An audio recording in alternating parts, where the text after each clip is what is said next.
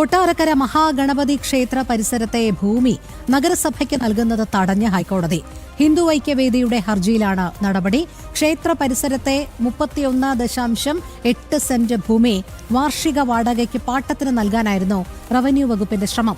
പാട്ടത്തിന് നൽകാൻ ഉദ്ദേശിക്കുന്ന സ്ഥലം ദേവസ്വം ഭൂമിയാണെന്ന വാദം കോടതി ശരിവച്ചു. കൊല്ലത്ത് നിന്നും മനോജ് ചേരുന്നു. മനോജ്, എന്താണ് ഇതുമായി ബന്ധപ്പെട്ട കൂടുതൽ വിവരങ്ങൾ?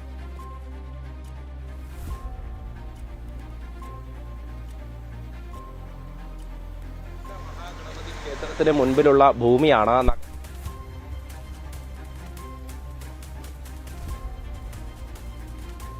മനോജിലേക്ക് എത്താം. കൊട്ടാരക്കര മഹാഗണപതി ക്ഷേത്ര പരിസരത്തെ ഭൂമി നഗരസഭയ്ക്ക് നൽകുന്നത് തടഞ്ഞിരിക്കുകയാണ് ഹൈക്കോടതി. ഹിന്ദു ഐക്യവേദിയുടെ ഹർജിയിലാണ് നടപടി. ക്ഷേത്ര പരിസരത്തെ 31 സെന്റിലധികം ഭൂമി വാർഷിക വാടകയ്ക്ക് പാട്ടത്തിന് നൽകാനായിരുന്നു റവന്യൂ വകുപ്പിന്റെ ശ്രമം. എന്നാൽ പാട്ടത്തിന് നൽകാൻ ഉദ്ദേശിക്കുന്ന സ്ഥലം ദേവസ്വം ബോർഡ് ഭൂമിയാണ് എന്നുള്ള വാദം കോടതി ശരിവെക്കുകയായിരുന്നു. മനോജ് തുടരാം. കൊട്ടാരക്കര മഹാഗണപതി ക്ഷേത്രത്തിന് മുന്നിലുള്ള ഭൂമിയാണ് നഗരസഭയ്ക്ക് പാട്ടത്തിന് നൽകാൻ ഒരു തീരുമാനമുണ്ടായിരുന്നത്. ഇതുമായി ബന്ധപ്പെട്ട റവന്യൂ വകുപ്പ് ഉത്തരവ് ഇറക്കിയിരുന്നു. എന്നാൽ ഈ ഉത്തരവ് റദ്ദാക്കണമെന്ന് ആവശ്യപ്പെട്ടാണ് ഹിന്ദു ഐക്യവേദി ഹൈക്കോടതിയെ സമീപിച്ചത്. അതായത് ഈ ക്ഷേത്രത്തിന് മുന്നിലുള്ള 31.8 സെന്റ് ഭൂമിയാണ് വാർഷിക വാടകയ്ക്ക് പാട്ടത്തിന് നൽകാൻ തീരുമാനമായിരുന്നത്.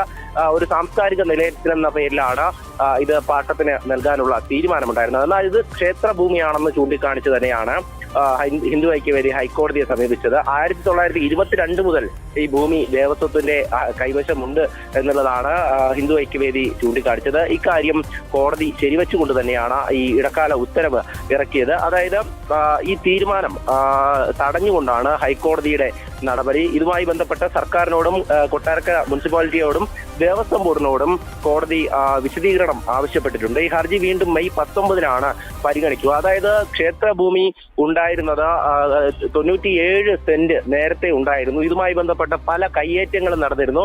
അതിന്റെ ഭാഗമായാണ് ഇപ്പോഴും ഈ കയ്യേറ്റങ്ങൾ തുടരുന്നത്, അല്ലെങ്കിൽ ഇത്തരത്തിലുള്ള നീക്കങ്ങൾ തുടരുന്നത് എന്നുള്ളതാണ് ഹിന്ദു ഐക്യവേദി നേതാക്കൾ ചൂണ്ടിക്കാണിക്കുന്നത്. ക്ഷേത്രഭൂമിയെ ഇത്തരത്തിൽ മറ്റ് ആവശ്യങ്ങൾക്ക് വേണ്ടി വിനിയോഗിക്കുന്നതിനെതിരെയാണ് ഹിന്ദു ഐക്യവേദി കോടതിയെ സമീപിച്ചിട്ടുള്ളത്. ഇതിൽ ഞാൻ നേരത്തെ സൂചിപ്പിച്ചതുപോലെ 31.8 സെന്റ് ഭൂമി അത് ക്ഷേത്രത്തിന് മുന്നിലുള്ള ഭൂമിയാണ്.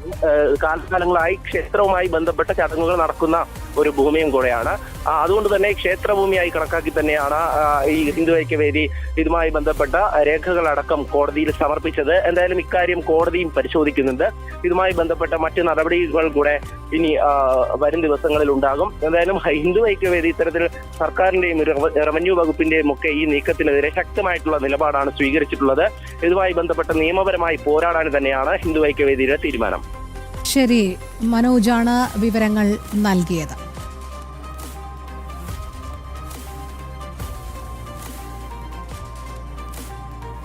അങ്ങനെ കൊട്ടാരക്കര മഹാഗണപതി ക്ഷേത്രത്തിന്റെ 31 സെന്റിലധികം ഭൂമിയാണ് ഇത്തരത്തിൽ റവന്യൂ വകുപ്പ് വാർഷിക പാട്ടത്തിന് നൽകാൻ തയ്യാറെടുത്തത്. ആ ഗൂഢനീക്കമാണ് ഹൈക്കോടതി തടഞ്ഞിരിക്കുന്നത്. ഹിന്ദു ഐക്യവേദിയുടെ നേതൃത്വത്തിൽ ഹൈക്കോടതിയെ സമീപിക്കുകയായിരുന്നു. ഇതിനെതിരെ ഹൈക്കോടതി അത് കൃത്യമായി തന്നെ വിലയിരുത്തുകയും അത് തടയുകയും ചെയ്തു എന്നുള്ളതാണ് ഏറ്റവും സുപ്രധാനമായ കാര്യം.